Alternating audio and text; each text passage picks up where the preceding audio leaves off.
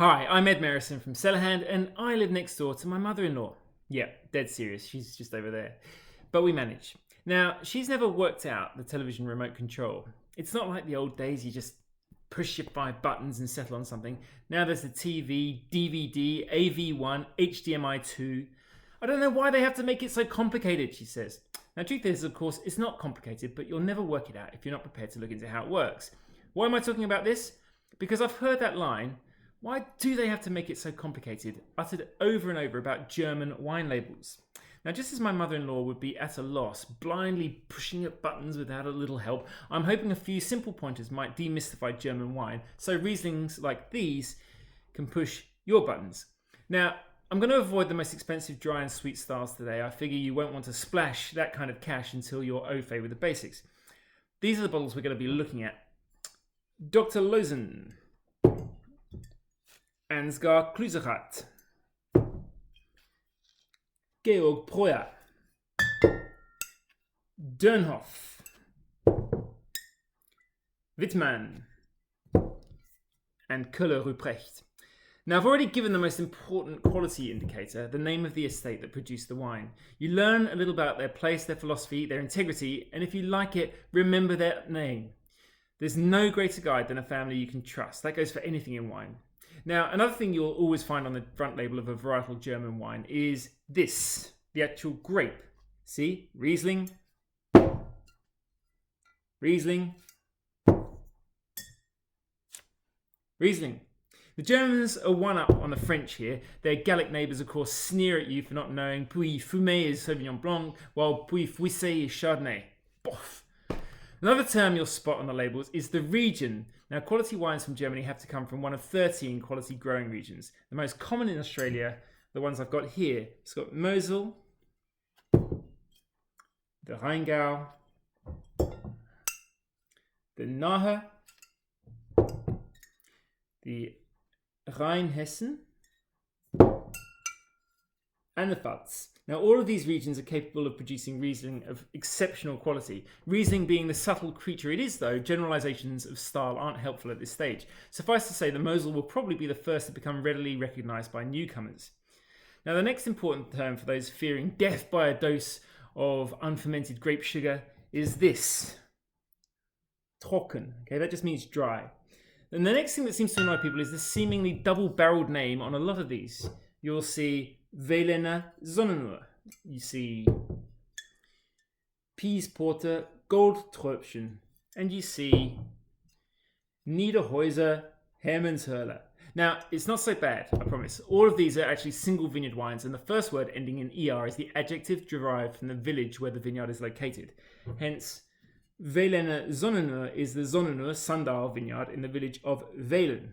And then with Piesporter Goldtröpfchen, this is the Goldtröpfchen, that's droplets of gold vineyard in Piesport. Now, don't tell me you're not a little tempted by that title. And here we have the magnificent Hermannshöhle vineyard in the village of Niederhausen.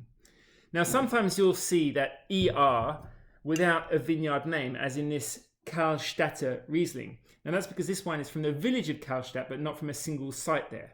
So, Karlstadter. Now, you might have also noticed another term here that's raised the red flag, Cabernet. Oh no, I knew he was trying to lure us in before clobbering us over the head with a sugar club. But lo, what's this? Cabernet Trocken? Does that even make sense? It does actually. So this is a dry Cabernet, hence the appearance of that adjective Trocken. The term Cabernet is often associated with sweet wines, but in fact merely designates the lightest, that is the lowest potential alcohol style in what the Germans call their Prädikat system. I'm not going to go into the nitty-gritty of that right now, but suffice to say that the Cabernet Trocken will be a dry wine that is low in alcohol. So if you look here, look, just 11.5%. But now it is time to grasp that nettle and talk about the sweeter styles. Now, the first thing I should say is that lots of people who've developed a steady palate think they hate sweet wines because somewhere in the course of developing that steady palate, they probably got blindsided by a sweet wine they thought was going to be dry. Or else they accidentally sank a gross lolly water wine, because they too for sure exist. But honestly, if you have developed a sophisticated wine palate, and enjoy any kind of sweet food, any kind of dessert, from ice cream, creme brulee to panna cotta, pavlova, it's extremely unlikely that you genuinely have no stomach for the gloriously good sweet wines that are out there. So with that out of the way, I'm going to go through the three most common predicate levels.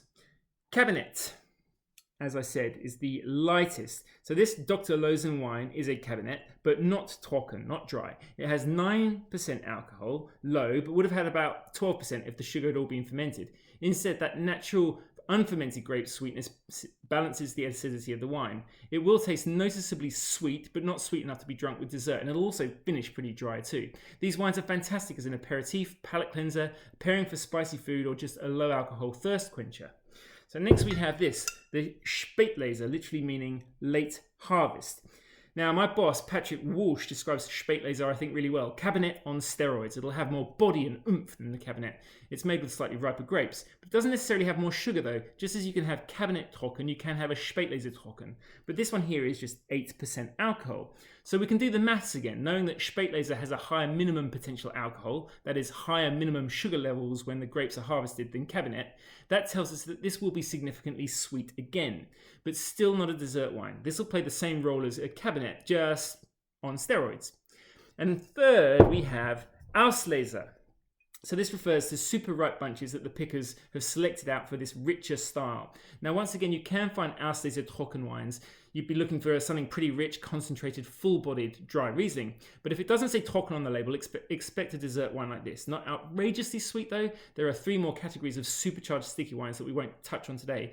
But this Georg Auslaser from the Rheingau region, you'll notice not a single vineyard wine, nor even a single village designated wine, just Rheingau.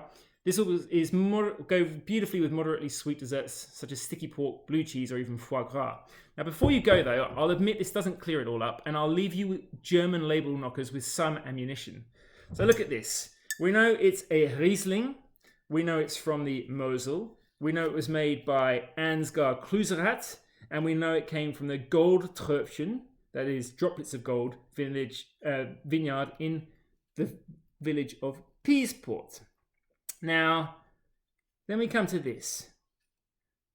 What the fine herb does that mean? Well, we'll go to the Oxford Companion to Wine, and we hear that fine herb is, quote, neither amenable to intelligible literal translation nor legally defined. Great. So where does that leave us? Well, it actually leaves us with an off-dry wine, but something of a moving target. Good news is, though, I know this is bloody delicious, and I'm going to drink it this weekend. And I hope somewhere along the line you've picked up something today that will encourage you to grab the remote control for yourself and start playing around, because there's so much to hook into here for those who are going to get past the lingo that you find on these supposedly baffling labels. I promise you, you try them, you're likely to get hooked, and that'll change the wine out landscape for you forever.